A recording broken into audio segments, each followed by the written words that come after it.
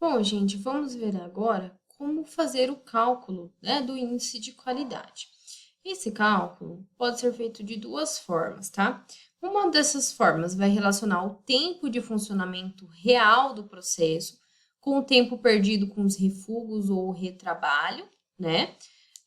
Como a gente falou anteriormente, refugos são aqueles produtos com defeitos que não podem ser reprocessados e devem ser descartados.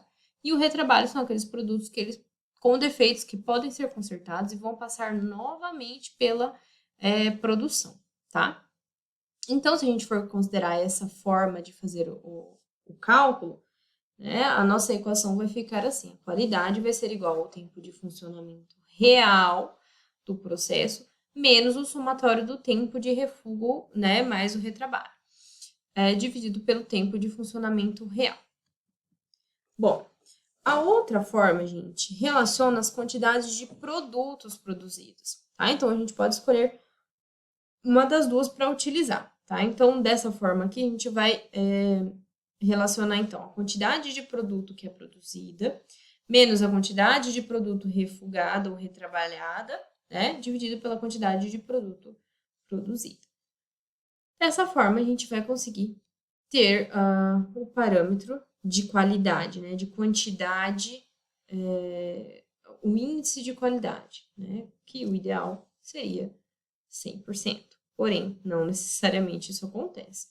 Então, o índice, gente, de qualidade, ele é facilmente visualizado logo após o fim do processo, tá? Então, é mais fácil a gente conseguir calcular isso, né, assim que o produto sai da linha com defeito, né? Aí ele imediatamente constata-se esse defeito e aí esse produto ou vai para correção ou vai para o refúgio, né, para descarte. E aí, esse processo vai gerar baixos valores de qualidade, de índice de qualidade, porque vai ter muitas paradas para ajuste, né, grandes quantidades de produtos defeituosos que vão ter que ser refeitos, né, ou descartados, e aí não se pensa apenas na qualidade como um todo, mas a gente pensa também a energia de equipamento e a matéria-prima que foi utilizada e a mão de obra que foi utilizada, né? Então, tudo isso foi trabalho perdido, né? Um trabalho que vai ser descartado, tá? E isso tudo vai reduzir a eficiência do processo como um todo, né, gente? Obviamente. Então, agora a gente vai fazer um exemplo, né? Calculando a qualidade daquele mesmo, da empresa de chocolates, ok? Então, a empresa lá de chocolates, que trabalha de segunda a quinta, 5.760 horas, tá? Então, vamos primeiro realizar o cálculo pelo tempo de funcionamento, depois a gente vai realizar o cálculo pela quantidade de produtos com defeitos, tá? Então, primeiramente, quando a gente relaciona o tempo de funcionamento real do processo e o tempo de perdido com os refugos ou retrabalhos, tá? Então, vamos supor que tenham sido gerados em um dia vários chocolates com defeitos de formato. Esses chocolates eles vão ser reprocessados, tá? Então, aqui ele não vai ser um refugo. Há a possibilidade de reprocessar esses chocolates. Nesse caso, desse dia, teremos 288 minutos de retrabalho, tá? Que foi o tempo que foi perdido, né? Que foi utilizado para fazer aquele chocolate com defeito, tá? 288 minutos. Então, colocando isso lá na nossa equação, nós vamos ter que o tempo de funcionamento real do processo era 5.760, menos o tempo de refúgio ou retrabalho, nesse nosso caso aqui, 288 minutos, né? Dividido pelo tempo de funcionamento real do processo. Né? Então, isso vai nos gerar um índice de qualidade de 95%, ou 0,95%. Tá? Então, significa que essa quantidade de minutos, né, que foi perdida ali, gerou 5%, né, de perda de qualidade, o que seria ideal 100%, obviamente, né, mas como eu falei, é muito raro conseguir chegar a um índice tão alto, né? O ideal é que se atinja o mais próximo de 100. Utilizando, então, agora o cálculo pela quantidade de produtos produzidos com defeito, tá? Ou para refugo ou para retrabalho. Então, gente, vamos supor que sejam produzidas 8.000 barras de chocolate em um dia, tá? Dessas 8.000 barras, 400 barras tinham o mesmo, aquele defeito de formato, tá? Essas barras vão ser reprocessadas. Então, de 8.000, eu tenho 400 barras com defeito. O que eu vou fazer agora?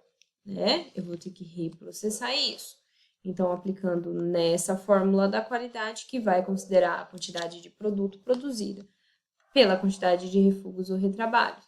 Né? Então, eu tenho 8.000 unidades de chocolate, menos 400 com defeitos, dividido por 8.000 novamente. Então, aqui a gente consegue calcular novamente a qualidade aí de 0,95, né? O índice de 0,95, né? Essas duas formas de calcular são, né? Devem ser coerentes, devem bater, né? O resultado deve bater. Então, nessa empresa, por conta desses chocolates aí, né? Deste defeito, nós vamos ter uma qualidade reduzida para 0,95. Aí, gente, para finalizar, nós conseguimos calcular o índice de eficiência global com todos esses resultados. Então, gente, o cálculo, né, do OEE para essa indústria de chocolates que a gente utilizou, né, para exemplificar na nossa aula de hoje, vai ser o somatório de todos os índices que nós encontramos nos nossos cálculos. Então, primeiro nós calculamos o índice de disponibilidade, que era de 0,75, o índice de desempenho 0,98 e o índice de qualidade 0,95. Então, nós vamos multiplicar todos esses itens, tá? E depois vamos multiplicar por 100. Então, o nosso índice de eficiência global nesse processo vai ser de 69,83%, tá? O que isso vai significar, né, gente? Para a minha indústria aqui de chocolates. Com essa eficiência, né, de 69,83%, a nossa indústria vai se classificar lá naquela classificação que a gente viu lá no começo, né? Em bom, tá? Então, quando a gente tem índice de eficiência entre 65% e 75%, a empresa é considerada, né? O índice de eficiência é considerado bom, porém, sem potencial para atingir níveis mundiais, tá?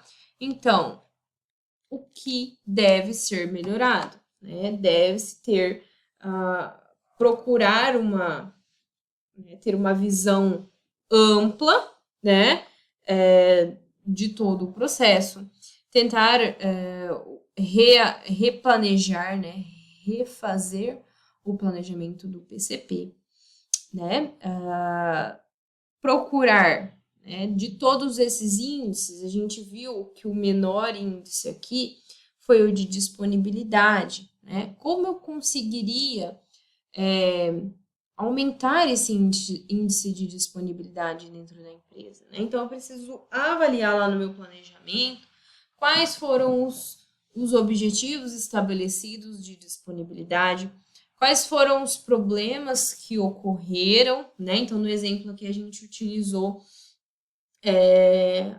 como índice de disponibilidade a falta da matéria-prima, né? Que gerou um dia inteiro de equipamentos parados, né? De processo parado. O que isso, né? No que isso vai impactar a empresa? Preciso, então, pesquisar novas alternativas, trocar de fornecedor, né? Tentar aí uma outra maneira, né? De aumentar esse índice, né? Nesse nosso exemplo, o índice de desempenho e de qualidade foram bem maiores, né? Mas ainda possíveis de ser aumentados, possíveis de serem melhorados, né? Tentando reduzir cada vez mais os problemas. Então, reduzindo qualquer tipo de empecilho, qualquer tipo de problema, a gente consegue, né, gente, ter aí um desempenho maior, tá?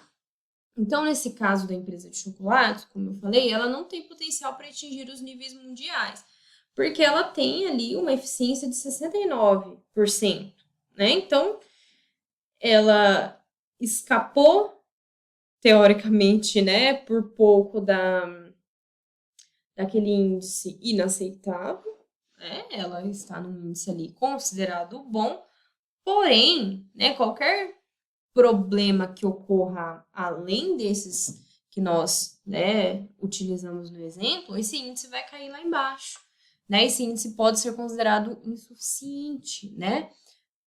E aí a empresa vai ficar pior, né, do que ela já está. Claro que esses cálculos, né, eles vão sendo feitos com frequência e se tem variações aí, né? Então, são cálculos que são feitos para que se tenha uma média de eficiência, né? E sempre o ideal é que essa média seja maior. Então, nesse caso aqui, para que essa empresa de chocolates ela atinja um percentual de referência, né? Que é aquele percentual maior que 85%, ela vai ter que tentar aumentar muito os índices dela, né? Então, ela tem que melhorar a qualidade, a disponibilidade, o desempenho, porque todos juntos eles vão impactar na maior eficiência do processo. Então, de 69% para 85%, tem muita coisa a ser melhorada, né? Então, é importante que a gente entenda, né, porque esse cálculo nos dá uma visão desse desempenho.